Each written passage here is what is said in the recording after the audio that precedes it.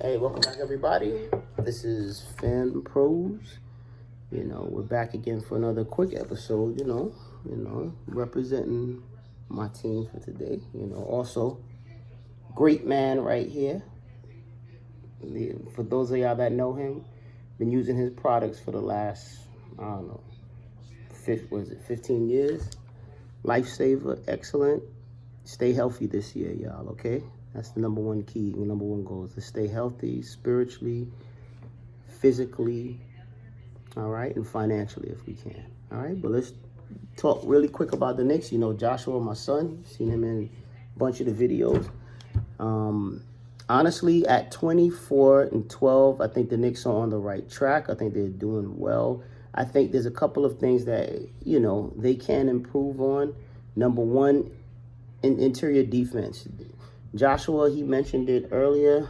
They need Mitchell Robinson back in the worst way. And we knew not having Mitch was going to hurt and be devastating. We've been able to tread water because the offense has been so just remarkably potent. But as you guys know, I taught my son since he was a youngster and first showed interest in basketball.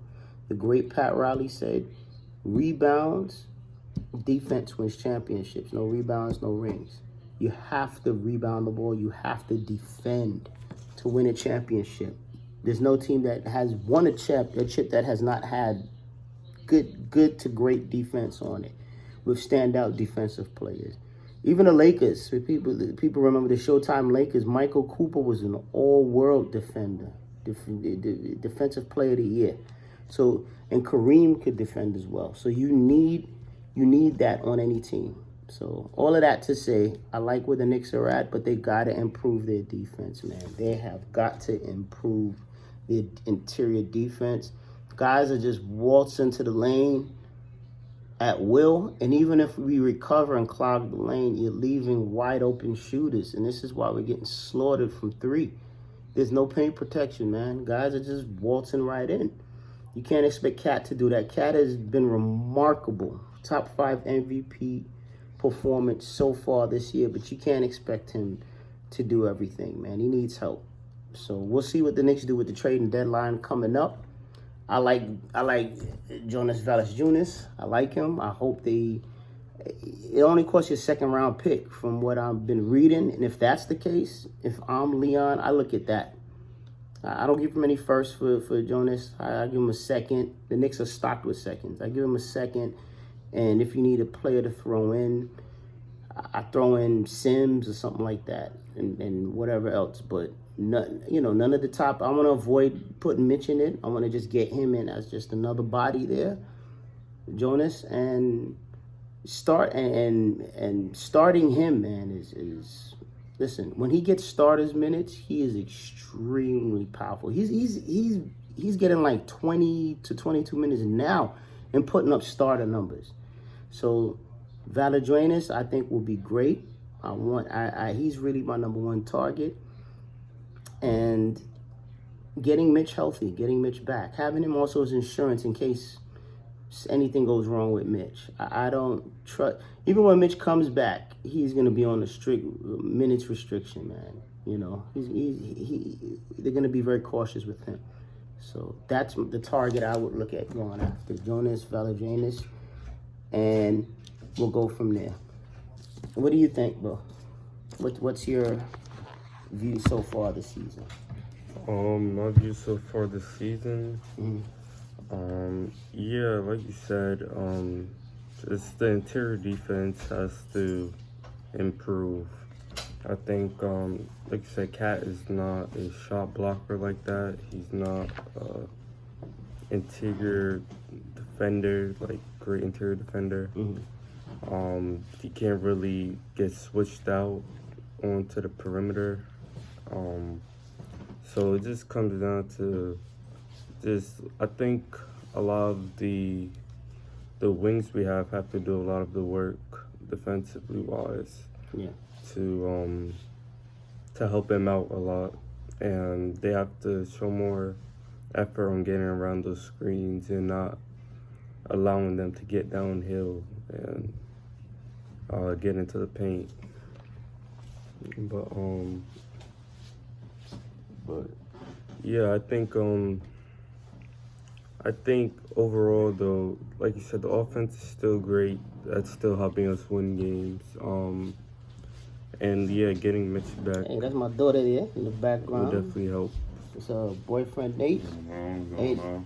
hey Nate, you wanna give your thoughts real quick on the Knicks so far? On the It's- Knicks? Yeah, it's not the halfway point yet, but it's 24-12. They're getting close to the All-Star break. Josh, did you finish your point? Yeah. Okay, so what was the last point you made with The last point I made, yeah, I said, yeah, getting Mitch back or even training for Valajuenis would definitely like help out job one? Cat on that Job side of one. the ball, on defensive side of the ball. Yep. And last, I'll just add something to that. Last, Valajuenis is a smart big man, high IQ big man. He can pass, he can shoot, big body. He can block shots, you know what I mean? And just a high IQ player, man. You want more of those. You want to build up as many high IQ players on your team as you can, especially with what the Knicks do now with their offense. Constant cutting, moving, motion. Not guys just standing around like when we had Randall, where the ball would be a black hole and everybody just standing in a spot in the corner. So you want to kind of keep that type of a player, especially a big guy that can not only rebound and be a presence there, but also move the ball, pass, see cutters. You can do pick and roll, pick and pops with him. So yeah, I think we're in agreement on that. It's job one, get Mitch back healthy. Job two, make that trade for Valajuenis. If it's only going to cost you a second-round pick, the Knicks have those in spades the last couple of years with the moves we've made. Give them two, give them three. Throw in Sims. That's the sentiment. Nate, what do you think about the Knickerbockers so far, bro? So far, they're just an amazing team. They play phenomenal these past games. I feel like this is the best Knicks basketball I've seen in a while.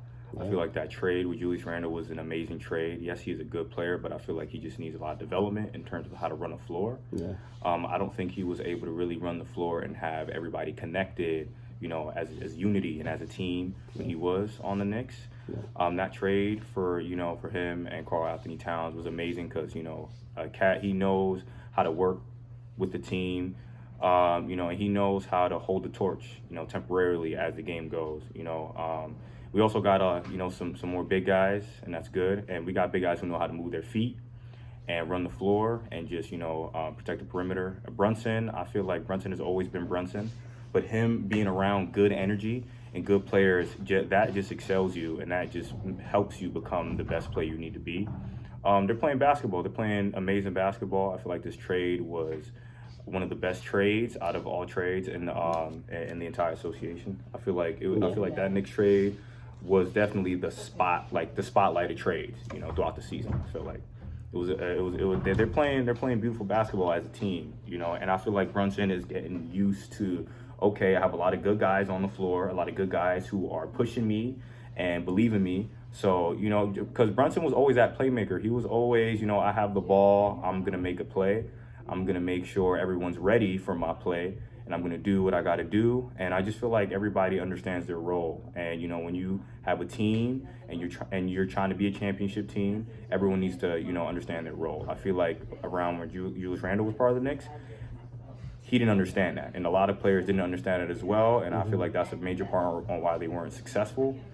Look how Timberwolves are doing, you know what I mean? It's just like, I just feel like Knicks has just excelled as a team, and everyone on that team has just gotten better so far. You know what? And you bring that up.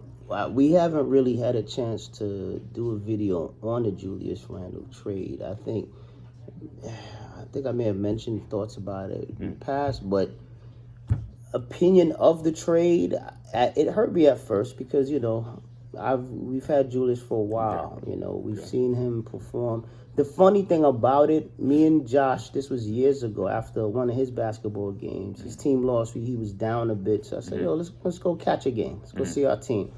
We saw them play Sacramento. Remember this, Josh? This was years ago. And great game. This is when Julius, I think it was the first year that Brunson was here. Brunson was secondary. It was still Julius's team. Julius played remarkable. He played brilliant those first couple of months. Brilliant. Typical Julius Randle fashion. He lost his temper because of a call. You remember that, Josh? And got thrown out. And the crowd, we're in the MSG, we're like, what just happened? And then I said, Josh, Julius just got kicked out. Then they made the announcement on the speaker, loudspeaker, and we were just like, oh my gosh, this guy actually got kicked out at a game we were at. Then we was like, cool. It's like, yo, you believe this?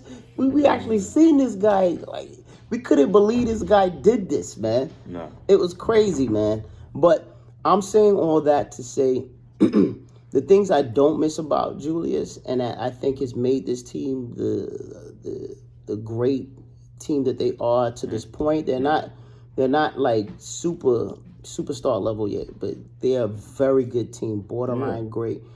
Julius Randle was too much of a corrosive attitude, too much fighting his teammates, too much fighting the coaches, sulking, yelling at other teammates. I haven't seen Cat yell once at a teammate on the floor. I've seen these Knicks get upset when they're not in position, but not to the level of a Julius Randle. Julius Randle, one of the worst moments to me that I saw that final year was when he argued with Emmanuel Quickly. IQ was no longer here. I think it was in Miami. It was Orlando, one of those games. And he's trying to calm him down, and he's like, get off me, and shake. And he's to the point where he's in IQ's face like he wants to fight him. You can't have that type of guy on your team. That type of guy will eventually be a cancer. He's a cancer, man. And I'm a huge Julius Randle fan. But that start of it, that part of it, it needed to leave, man. So, piggybacking that, the Julius trade has been a phenomenal trade for Cat. Cat is a top 5 MVP caliber player right now. If you get him help with the big man, so he's not having to do everything on his own, just a little help. He's a good big man, Just get him somebody to bang, to block the paint, to give you paint protection, to rebound. Because he's one of those all-around big men, too. You know what I mean? Yeah, he just needs help, man. He needs help, man. You know, he'll be fine. So, as far as the trade, you're hearing it here? Amazing. My opinion, Nate's opinion, beautiful trade. What did you think of the Randle trade, bro? Yeah, I think it was a great trade. It was a great move by the Knicks. I mean, at first it was shocking. It was. At first it was shocking. I didn't think Minnesota would want to give that up for Julius. Yeah. Especially with the season they had. And then DiVincenzo, remember that? That was the one we gave up. That one bothered me a little bit. The big ragu. That was painful, man. But it was, I couldn't understand it at first. That was the painful one, but go ahead though, bro. But yeah, you know, it all works out though. I mean, when you have the opportunity to trade top 5 MVP player and Cat, top 3 big men inside the league. You definitely have to do that for Julius Randle and DiVincenzo as much as they fit. Yeah, exactly. Yep. Good player. And an all-star player. Julius was an all-star player, 2-time all-star versus an all-time great offensive big man. And a top, if you look at the last 10, 15 years, he's probably one of the best big men in the league, top 3. Right now, you have Jokic, and then you can't even put Embiid there, who normally has that space after him. Consistent, man. Yeah, I would probably put top 3, probably Joker. Then you have Wemby, who's been a juggernaut. But I still would put Cat a little bit above Wemby. As great as Wemby is, Wemby still has a ways to go. Cat is in his prime, and I think if you get him a little bit of help, that's all. Just get him some help. You know, he'll be fine. And finishing this up on that last point, I want to go into what's been the elephant in the room for the last how many years that this man has been here, Tom Thibodeau, and the amount of minutes he plays these Knicks. I can't tell you how many Knicks fans, friends, buddies of mine have the same exact question. Why does Thibs play these guys so many minutes? I personally, I'm hot or cold with it. I like what my guy Raw Hebrew Remnant. Shout out to Raw Hebrew. If you see his channel, subscribe. One of the best on Knicks Talk.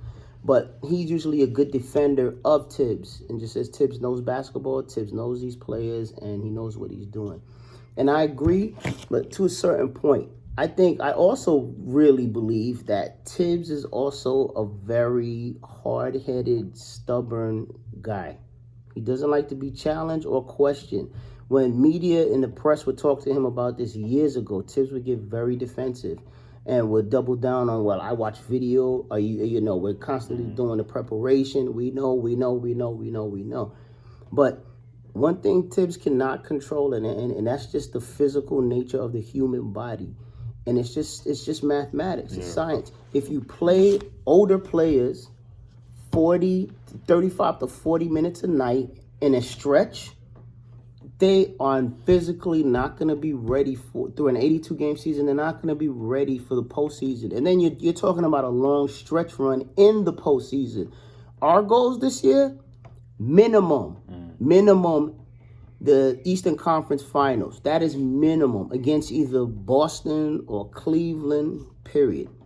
That is minimum. 55 wins, Eastern Conference Final. Minimum. Maximum, championship.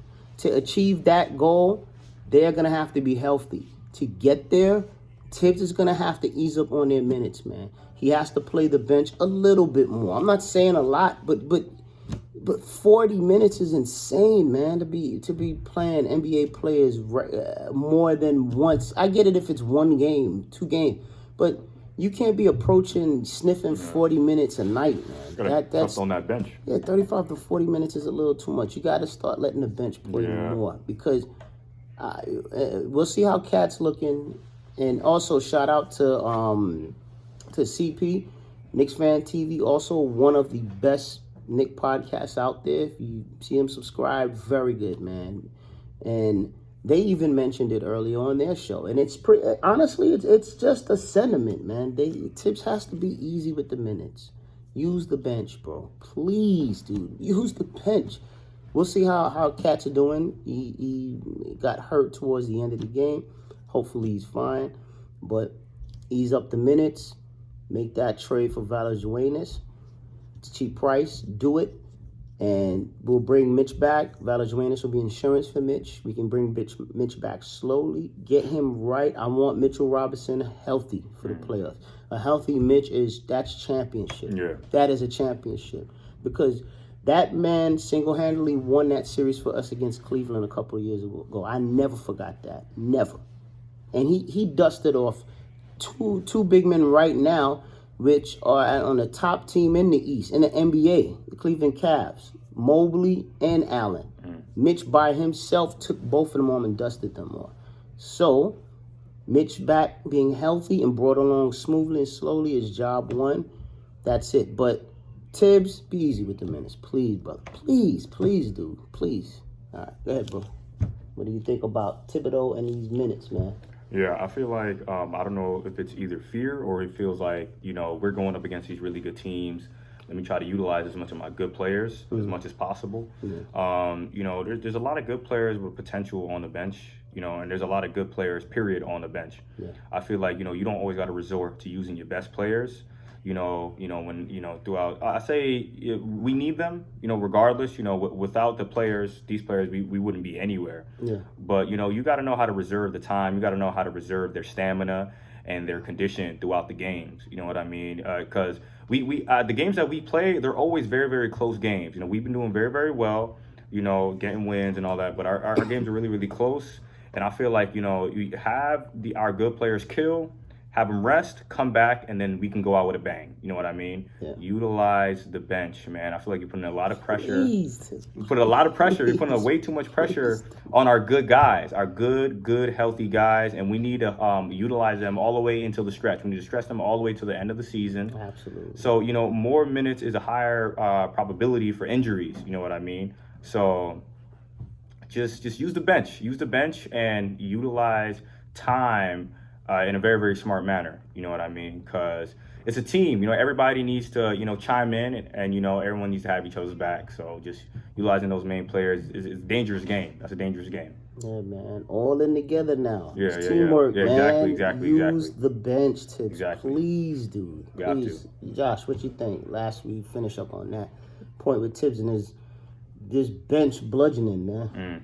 Yeah. What do you think, bro? I think he just has to trust them. Like, Yeah. these bench guys showed what they could do, like throughout the years and throughout the games. Man. Like, That's a great point. That's a very good point. It's like you just need to allow them to develop and get those minutes in game.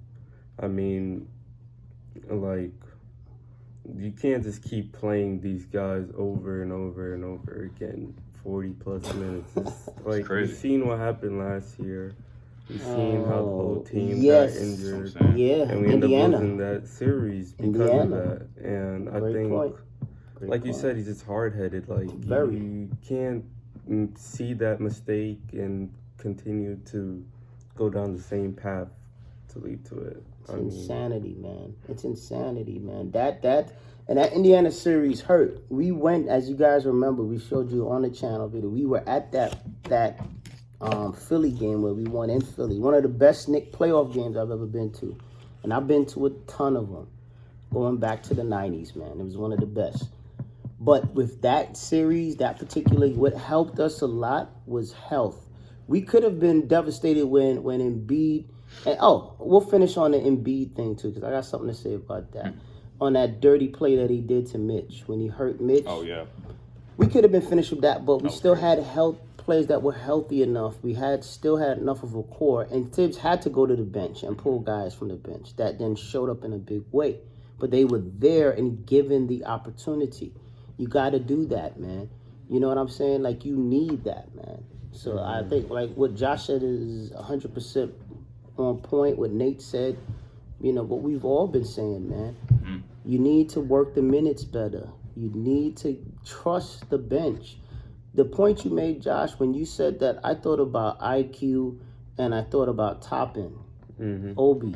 When they finally were given a chance, when the Knicks were out of it, this was a couple years ago, maybe the second year, the year after they made it to the playoffs as the 4th seed, when Julius had that MVP year. Like, we were out of it, but now he finally had to give these guys a chance. The whole team was like beat up, so he had to play IQ and Toppin, and they showed out. They showed up. I think IQ had a triple-double. Toppin went off for some crazy number. I don't know if it was 40 points. Point being, how will you know what you have unless you trust them? As much as Kolick is still green and doesn't play any defense at all, I bet you if you gave him some time, man, Kolick would be beasting with numbers, man. And he would give these guys a rest, you know. So just bro, do it. Trust the bench, man. I think we're unanimously on point with that. And in this closing shot, there's an old scripture: "What a man sows, so shall he reap." Embiid has been a dirty player for many years. He's been a troll for many years. His great talent, disgusting attitude and behavior on the basketball court. Great. Or a Hall of Fame talent. Disgusting person on the court. So now, for everything he's gone through this year, that's you reap what you sow, man. The dirty play he did to Mitch, purposely, not by accident. He didn't lose his. He did that purposely, man. Purposely. And then just kind of like brushed him aside when he did it. He's disgusting, but you forgive, but you don't forget. I'll never forget that. And everything he's going through this year, and that Philly team, unfortunately, they're casualties of it, because I don't hate the Sixers, but it's well-deserved, man. He has been a disgusting person in how he's treated other NBA players in the league. Just a troll, man. So, I don't wish it. That's spiritual law. What a man sows, so shall he reap. How you treat somebody, the deeds that you do are going to come back to revisit you in a major way. And he's gotten it in spades, man. So, I just wanted to just say that, man, because that's something that has been on my here or there. Anytime I see score of the 76ers or an update on their season or whatever. Well, this guy not even being able to play in 2 straight games. He's 1 game out for a week, then he's back again out. Could you imagine having this guy on your fantasy team, man? You're cooked. Too? You're just fantasy. You're cooked. You imagine having him on your team As your star player. Star player, man. You know, and you know, you look at Mitch, man. This guy could have ended Mitch's career with that play. He's just a dirty, nasty, disgusting player, man. So reap what you sow, and we'll see, bro. But that's how I feel about it. How you feel about that whole play? Because we never even spoke about it. I was so livid when he did. I was incensed, man. That's what made that Philly win even that much more sweeter. To watch that guy just walk out, nothing to say. No more comebacks, no more smart aleck remarks. Just get out. Get out, man. But what do you, I just wanted to say that. You guys have anything to say on it? Embiid the troll?